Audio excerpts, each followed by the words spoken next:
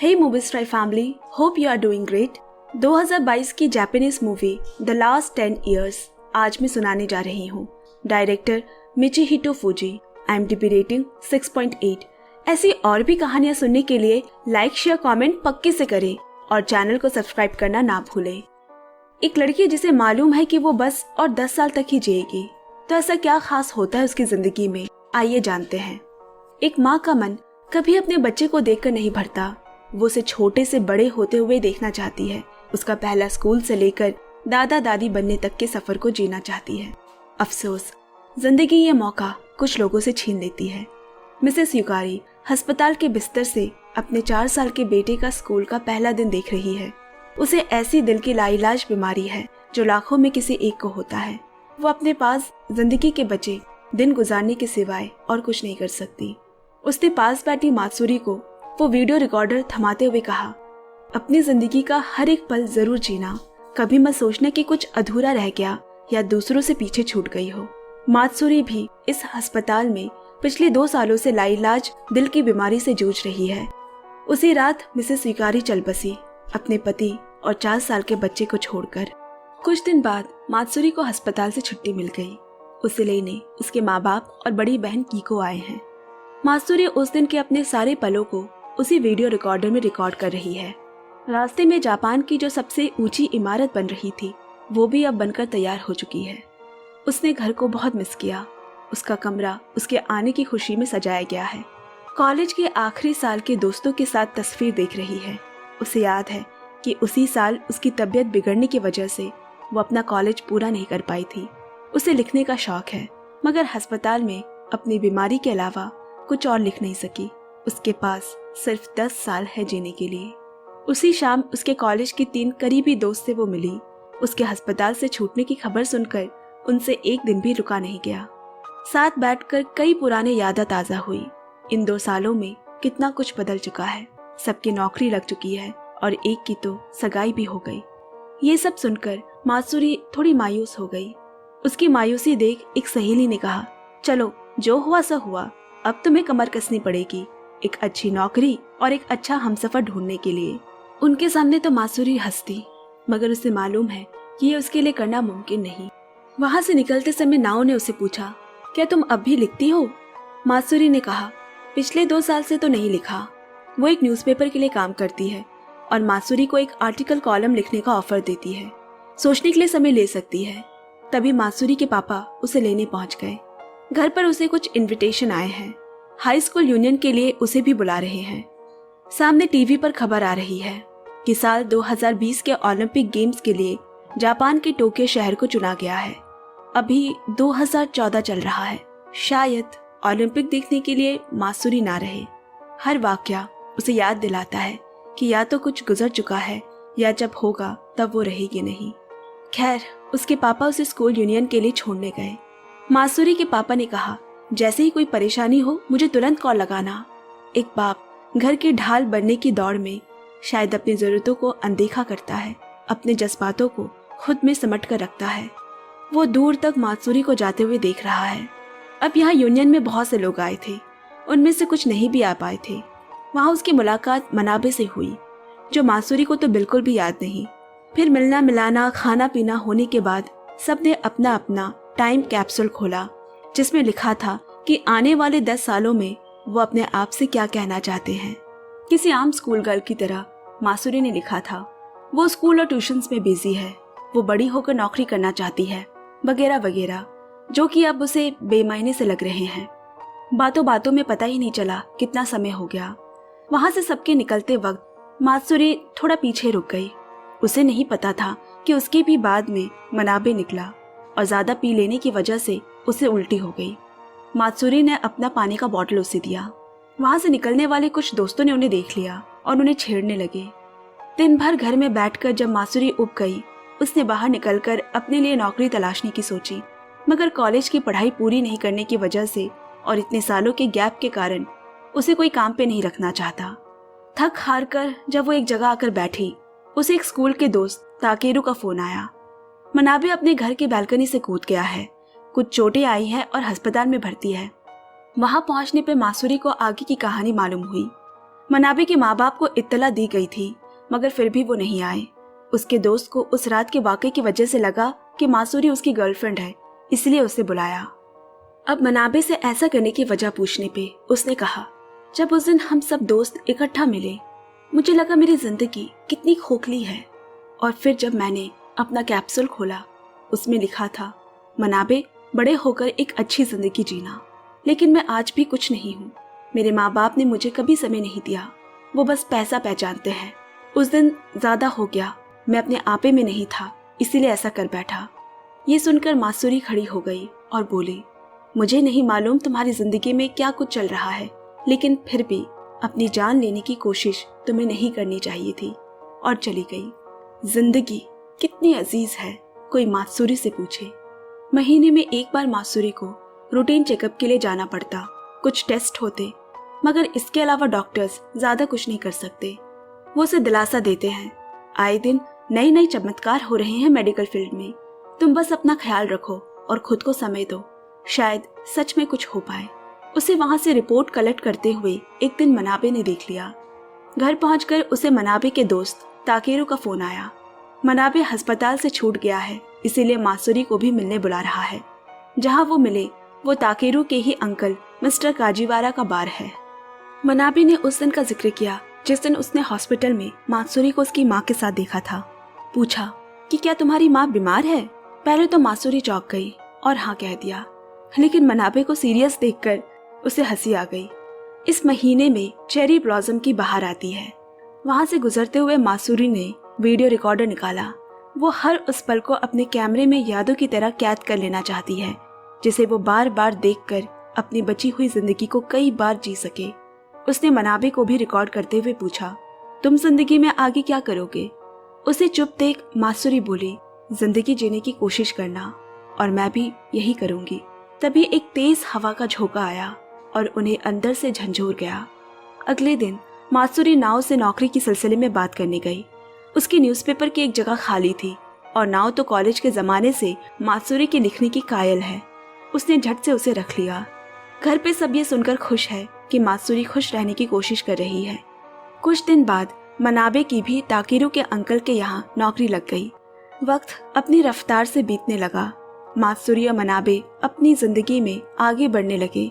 देखते देखते 2 साल गुजर गए और साल 2016 आ गया। नए साल में मनाबे ने अपने एहसास का इजहार करने की कोशिश की, जिसे मासूरी ने ठुकरा दिया। कुछ महीने बाद मासूरी की बहन कियो की शादी का दिन आया। बड़ी बहन के लिए खुश होने के बावजूद मासूरी अंदर से खाली महसूस कर रही है। महज कुछ साल ही शायद बचे हैं उसके पास। ऐसा लग रहा है समय रेत की घड़ी की तरह फिसलता जा रहा है। आखिर में रह जाएगी तो बस बंद खाली मुट्ठी। अब मासूरी के दोस्त नोआ और ताकेरू भी उनके साथ मनाबे के घर पे डिनर करने आए हैं। इधर नोआ और ताकेरू एक दूसरे को पसंद करते हैं। उनके साथ निकलने के बाद एक बार फिर मनाबे ने मासूरी से अपने प्यार का इजहार करने की कोशिश की, मगर आज भी मासूरी का जवाब ना है। घर आकर वो अपने ऑपरेशन के निशान को आईने में देख रही है। यही तो वजह है कि मनाबे के बार बार कोशिश करने पर भी वो उसे खुद से दूर कर देती है। एक दिन मनाबे ने उससे सीधा बात करने की कोशिश की। हम इतने अच्छे दोस्त हैं, एक दूसरे को समझते हैं, हम साथ होते हैं तो वक्त पूरा लगता है। कतराते हुए मासूरी ने कहा, मैं नहीं बता सकती, बस ये नहीं हो सकता। और ये कहते हुए उसकी दिल की धड़कन बढ़ने लगी और वो बेहोश होकर गिर पड़ी। अब ये बात अस्पताल में मनाबे के सामने आ गई कि मासूरी कितनी बीमार है, और एक बार फिर मासूरी ने उसे जाने के लिए कह दिया। उसे वहां से निकलते कियो ने देख लिया और इधर मासूरी अपने बिस्तर में रोते हुए नजर आई। उसे यूं बार बार खाली हाथ लौटाना मासूरी के लिए भी मुश्किल है। जब मासूरी डिस्चार्ज होकर घर आई, उसे बताया कि वो उसे किसी और डॉक्टर को दिखाने का सोच रहे हैं, क्योंकि इस डॉक्टर के पास मासूरी की हालत में कोई प्रोग्रेस नहीं दिख रही।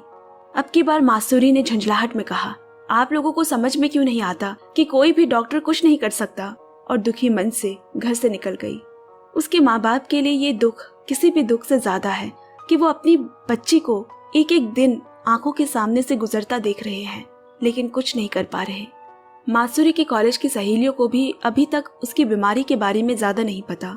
वो उसे मिलने बुला रही है क्योंकि एक दोस्त की मंगनी तय हो गई है, पर एक और वजह से उसे बुलाया है कि वो चाहते हैं कि मासूरी जिंदगी में आगे बढ़े। उन्हें मालूम है कि वो अब पहले से बहुत खामोश हो गई है, तो उसे एक अच्छे दोस्त से मिलाना चाहते हैं जो एक बहुत अच्छा इंसान है। मासूरी की ही तरह दिल की बीमारी से गुजरा है और शायद दोनों एक दूसरे को समझ सकेंगे और दोनों एक दूसरे को मौका भी देना चाहे। पहले तो उसने कोई दिलचस्पी नहीं दिखाई। नोआ को पता है कि मनाबे उसे पसंद करता है। वो जैसे ही कुछ कहने गई, मासूरी ने जानबूझकर कहा, हाँ मैं तैयार हूँ तुम्हारे दोस्त से मिलने के लिए। वो ऐसा मनाबे के लिए कर रही है ताकि वो उससे दूर हो जाए, उससे नफरत करने लगे, खुदगर्ज समझे उसे। मगर खुद को ही सजा देने के लिए उसने हद से ज्यादा खाना खा लिया ताकि उसकी तबीयत बिगड़ जाए और जो 2-3 साल बाद होना है उसकी जिंदगी के साथ आज ही हो जाए। पर उसे उल्टी हो गई। यहाँ जब से मनाबे को मालूम हुआ है कि मासूरी घर वापस आ गई है, उसने खुद को उसे मिलने से रोक कर रखा है। मगर आज वो बहुत उदास है, काम में भी मन नहीं लग रहा। मिस्टर केजीवारा ने उसकी हालत देखकर उसे जल्दी छुट्टी दे दी। उसके पांव खुद ब खुद मासूरी के घर की तरफ बढ़ने लगे। वो उसका इंतजार घर के पास वाले स्टेशन के रास्ते में करने लगा। जब वो वहां से गुजरी, मनाबे ने कहा, मैं बहुत खुदगर्ज हो गया था, सिर्फ अपने प्यार के बारे में सोच रहा था, अपने एहसास को सही ठहरा रहा था। मगर प्यार जरूरी नहीं कि 2 तरफा हो और ये भी जरूरी नहीं कि हर प्यार पूरा हो। ये जिंदगी जीने की प्रेरणा मुझे तुमने दी है। मैं तुम्हारे साथ चलना चाहता हूँ, तुम्हारे लिए ये जिंदगी जीना चाहता हूँ। मात्सुरी इस बार खुश है कि उनके बीच अब कोई लुका छुपी नहीं है, सब साफ है।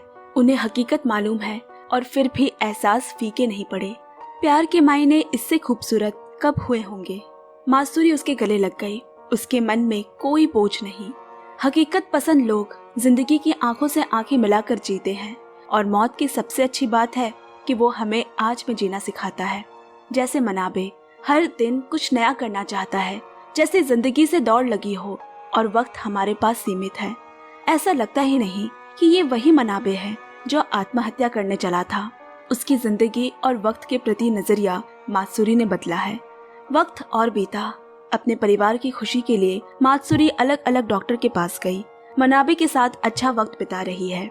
जो मात्सुरी अंदर ही अंदर घुट रही थी, आज किसी ने उसके मन की बंद खिड़कियां जैसे खोल दी हो और उसे घुटन से आजाद कर दिया हो।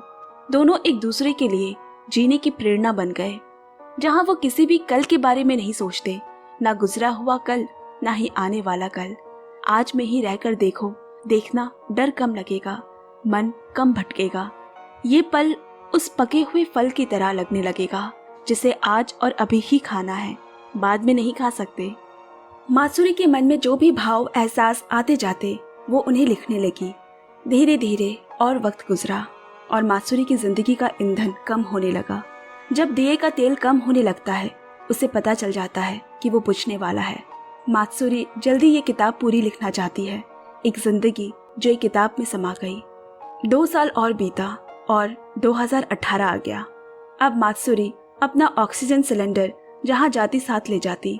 किताब की रफ कॉपी उसने नाव को दिखाई और डॉक्टर के कहने पर अस्पताल के नजदीक रहने लगी ताकि इमरजेंसी में जल्दी अस्पताल पहुंच सके। मात्सुरी ने फिर वही सवाल किया, क्या मेरे लिए कोई दवाई बनी है? डॉक्टर के पास आज भी कोई जवाब नहीं।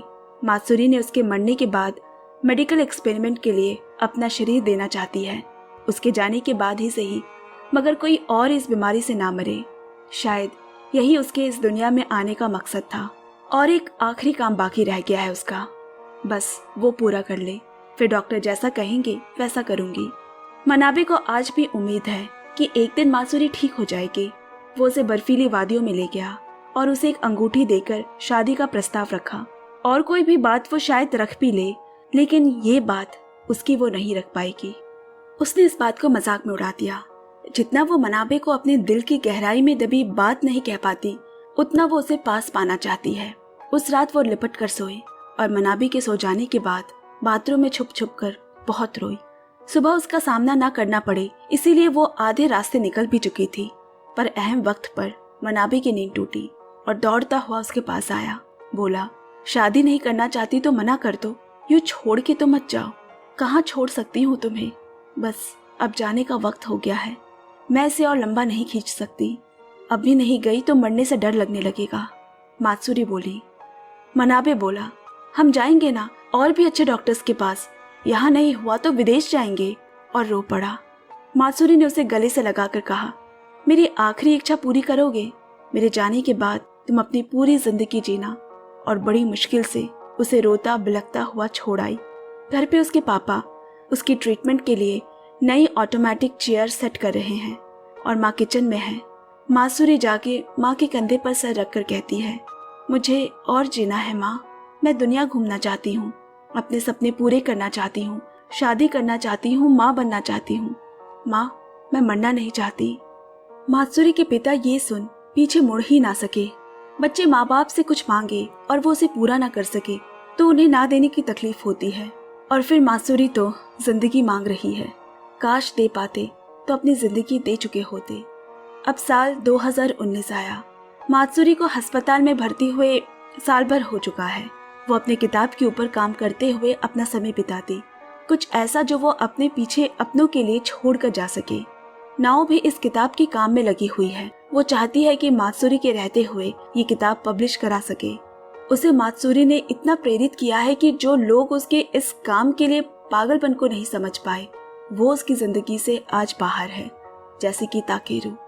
मनाबे उस दिन के बाद फिर मात्सुरी से नहीं मिला, क्योंकि वो नहीं चाहता कि वो उसके लिए अपने आखिरी दिनों में कमजोर पड़ जाए। बहुत मुश्किल रहा होगा उसका यूं खुद को रोके रखना, मगर वो इतना तो उसके लिए कर सकता है। आज साल भर बाद ताकेरू और नाओ उसे मुबारकबाद देने आए हैं। अपनी कड़ी मेहनत और लगन से मनाबे ने एक छोटे से रेस्टोरेंट की शुरुआत की है और नाम मात्सुरी रखा है, जिसमें ताकेरू के उसी अंकल मिस्टर काजीवारा ने बहुत मदद की। वो उसके लिए गुरु और पिता दोनों ही बन गए हैं। नाओ उसके लिए मात्सुरी की छपी किताब की पहली कॉपी लेकर आई है। अब मात्सुरी इस दुनिया से अपनी विदाई की तैयारी कर रही है। उस वीडियो रिकॉर्डर से एक एक कर सारे वीडियोस डिलीट कर रही है। हर एक के साथ गुजरे पल को मिटा रही है, क्योंकि ये पल उसे जाने नहीं देंगे। एक एक कर वो उस पहले वीडियो पे आई, वो चेरी ब्लॉसम की शाम जब उसे मानाबे को जीने की सलाह दी थी। इसे मिटाते हुए उसकी उंगलियां कांप रही है। इसके बाद अब सब कुछ चला जाएगा। उसने अपनी आंखें बंद की और उन सारे लम्हे को जी लिया जिसकी तमन्ना उसे हमेशा से है, जो ख्वाहिशें उसने उस दिन माँ से कही थी। और उसकी सांस बंद होने लगी, जैसे वो उन सपनों में ही रह जाएगी। डॉक्टर्स अपनी पूरी कोशिश में लगे हैं। यहाँ काम के बाद फुर्सत से जब मानाबे ने नाओ की दी किताबें खोली, उसका टाइटल है मेरे आखिरी के 10 साल, जिसमें उसने मानाबे से कहा है, पता नहीं 10 साल बहुत ज्यादा होते हैं या बहुत ही कम, पर इन सालों में मैं जिंदा तुम्हारे रहने से थी। मुझे तुमने इतनी जल्दी मरने नहीं दिया। अरिगातो यानी धन्यवाद, मुझे अपनी जिंदगी का हिस्सा बनाने के लिए और अपने प्यार का इजहार भी किया। मनाबे भागता हुआ मात्सुरी के पास पहुंचा। कुछ पल के लिए साथ थे और फिर मात्सुरी चली गई हमेशा के लिए। मात्सुरी मरकर भी किसी को जिंदगी जीना सिखा गई, किसी को जिंदगी का तोहफा देना। शायद इसी मकसद से उसका जन्म हुआ था। फिर एक दिन उसी चेरी ब्लॉसम के नीचे से गुजरते हुए मनाबे ने वही वीडियो रिकॉर्डर निकाली। तभी एक तेज हवा का झोंका आया, जैसे पहली बार हुआ था, और वो उन दोनों को साथ जाते हुए देख रहा है। बस कहानी यही खत्म होती है। Thank you for watching. पसंद आए तो प्लीज लाइक, शेयर, कमेंट, प्यार पक्के से देते रहे। Bye bye, take care and love you.